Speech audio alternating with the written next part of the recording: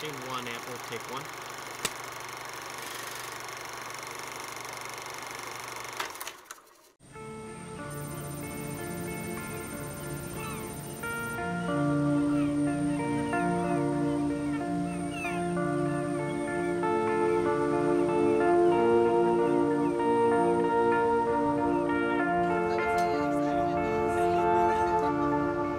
One of our key missions is to figure out what are the temperature limits of life within the deep subsea biosphere, and how deep microbial life can survive in such a deep and energetically challenging environment. First we were surprised that microorganisms are there, and now we are surprised and can't understand where does it stop, where is the bottom of the deep biosphere, and what ultimately limits life there.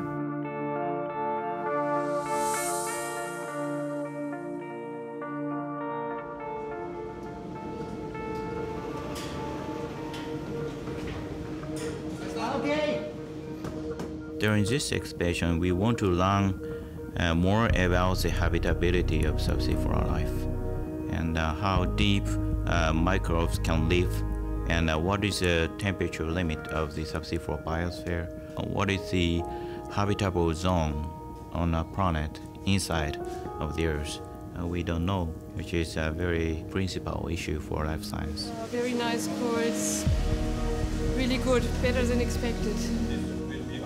Of studies, but as I mentioned yesterday, or the other day yesterday. This location is really well suited for this research question because the heat flow is very high and it has been investigated before by several scientific drilling expeditions. So we knew already that cell concentrations are going down with depth and that there is a sharp drop around 80 degrees Celsius.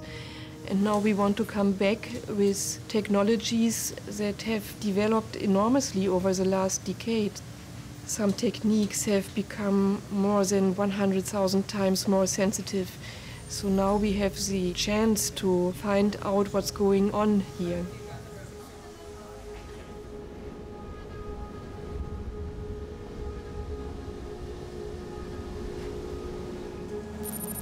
The seafloor is an extreme environment. It's dark, there is no energy from sunlight, and the pressure can be very high. Temperature is also a very important factor there because, in general, temperature increases by roughly 25 degrees Celsius per kilometer. So with increasing depths, this environment is getting hotter and hotter.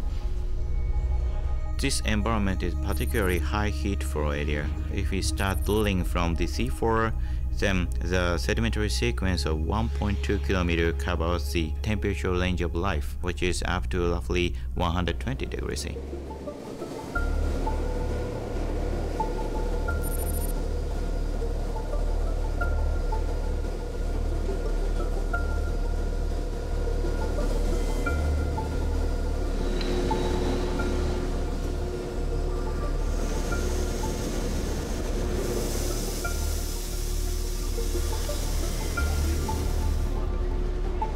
Cores delivered from the brick floor by the operation geologist. So we get the very first description when the core is in the core cutting area.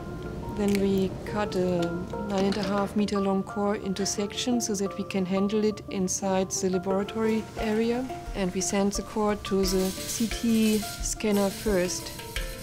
Based on the images, we distribute core sections for a whole round core sampling plan because geochemists and microbiologists need the sample very fresh and they should not be in contact with oxygen and they need to be processed and stored at the exactly right conditions right away. And a part of the samples is immediately analyzed on board. They also take contamination measurements and make sure that everything is under control. The samples are packed under nitrogen atmosphere in gas-tight bags and either stored at +4 degrees or carefully frozen to avoid any change of structures. And then the curator takes care of them and sends them in cool boxes to the helicopter and then to shore.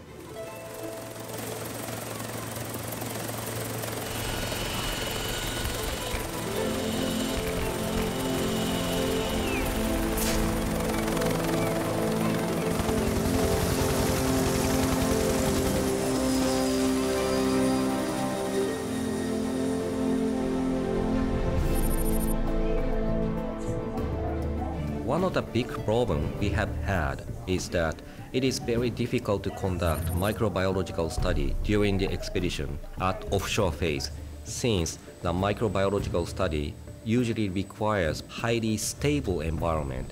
Onboard environment is usually not so clean compared with the onshore laboratory, or the stability of the ship, the vibration level is very low, but it's still moving.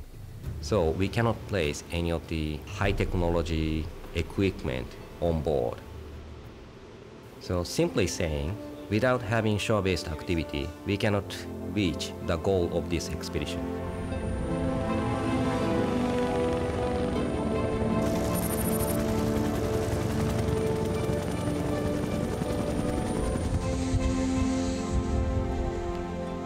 So by using helicopter, we can transfer our samples to onshore laboratory. To be fresh is very important stuff for microbiology study, since deterioration of the sample may happen throughout the storage time. So that's why we need to be quick manner for doing our research. That's awesome. So we are now in perfect situation for having the drilling field in a helicopter deliverable distance. And for doing that, we need to have the parallel study of the onshore and the offshore phase.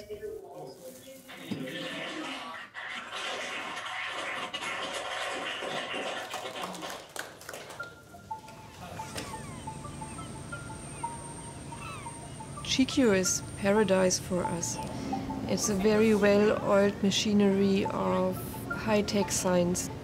As scientists, we come here, we don't have to cook our food, we don't need to do our laundry, we can work 12, 14, 16 hours a day without worrying about anything else but science. And then on top of it, we have a really strong team of technicians who are supporting our work. We have all the colleagues we can dream of to discuss our findings with, and we have excellent equipment in the laboratory, so it's really cutting-edge technology at our hands. So our location is almost edge of high pressure, and there's low pressure south of this area. That's why windy and high wave condition around this area. So, but weather is fine. For me, the special thing is that you really have scientists from all over the world coming together and just trying to solve one problem. And everyone putting their heads together and bringing in their expertise. And you have scientists with backgrounds in geochemistry, microbiology, geology, and sedimentology. And yeah, every day you learn something new. For me, it is absolutely the expedition's goals of drilling through limits of life and logging where they've occurred. We're looking at the kind of processes that have happened to change sediments into rocks, and we can link that to temperature scale. And particularly in a site such as this, where we have hydrothermal alteration beginning to become evident, we have some small mineral veins, and we also have mineralization occurring within the sediments themselves, which indicate sort of hydrothermal conditions. So that's quite exciting. So if we see some instances where life's fallen off and then risen back up again, that would be a successful expedition. I want to try to make a linkage between the earthquake, seismology, and microbial. That's my challenging research at the moment. So this is a nice opportunity to collaborate with many geochemists and microbiologists. And to achieve my science goal, I needed these help. So that's why I joined this cruise.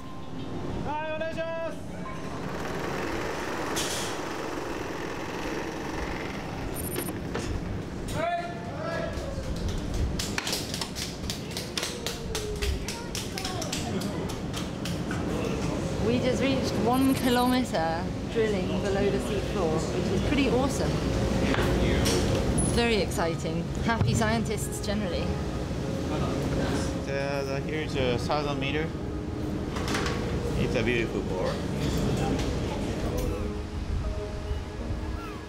Measuring microbial activity in the deep biosphere is really challenging because, first of all, there are very few microbes down there, and then secondly, they don't have much food.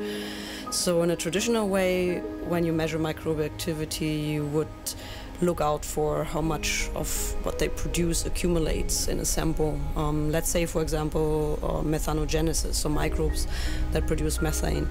But in the deep biosphere, they produce so little that it would not be possible to measure it with a normal instrument. And so instead what we do is we feed them radioactive food, which they then convert into radioactive methane. And the method is very sensitive so that we can track even very little activity in the deep biosphere. On this expedition, one of my main scientific roles is to measure the abundances of different carbon and hydrogen isotopes inside these molecules of methane. And if we can measure the temperature at which the carbon and hydrogen were put together to make methane, then we can tell where the methane might have come from deep in the subsurface. And based on measurements that can tell us that information using methane isotopes, we can then infer where the methane might have been formed, how long ago it might have been formed, and whether or not it might have been formed by organisms or by processes that don't relate to organisms in subsurface. And that's one of our main contributions to understanding the deep biosphere here at Site 23. Any questions? No. Just you guys have been working very hard for quite a while now. Right. Now that you're downhill towards the end of the expedition. John, this is Verena again. I can report the scientists are all still in really good shape, and I'm impressed with this team. Everyone is friendly and happy and a little bit tired, of course, but we are doing really fine, and I think we can manage, and we will all be happy and successful in the end. Solid. Oh, you're right. I have to scratch that guy. Ready? Ready? Okay. Okay, are you ready? Often our notion of how science works, what we learn in school, is a little bit oversimplified. You know, we have a hypothesis, but we find something completely different. And that's when good science is found, when actually it challenges your creativity. You know, we don't become limited by the ideas which we came in with. We should try to see where the data leads us.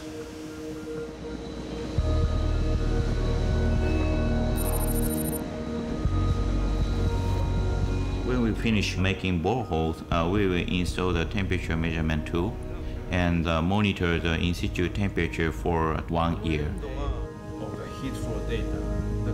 This temperature information is essential for the T-limit project because it provides the ground truth evidence that actually the lives are living in really an extremely high temperature environment.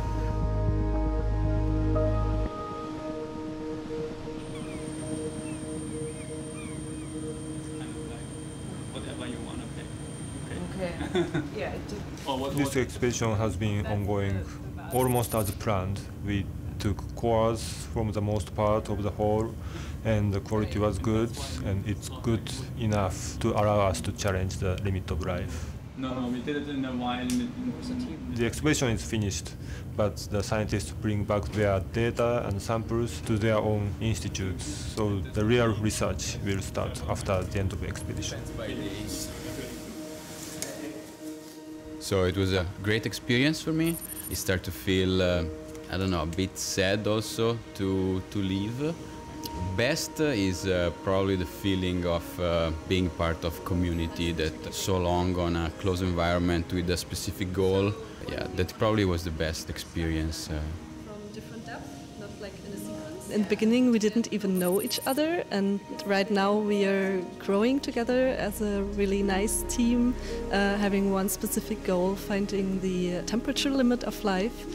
I think I will leave the ship with a smile on my face, but also with a tear in my eye.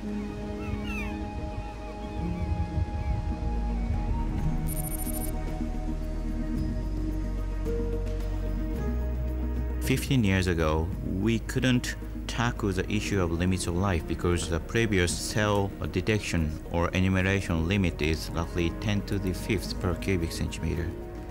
And now our technology at KCC can evaluate the cell concentration at roughly 1 cells per cubic centimeter. So now this is a good timing to tackle the very fundamental issue of limits of life and the biosphere.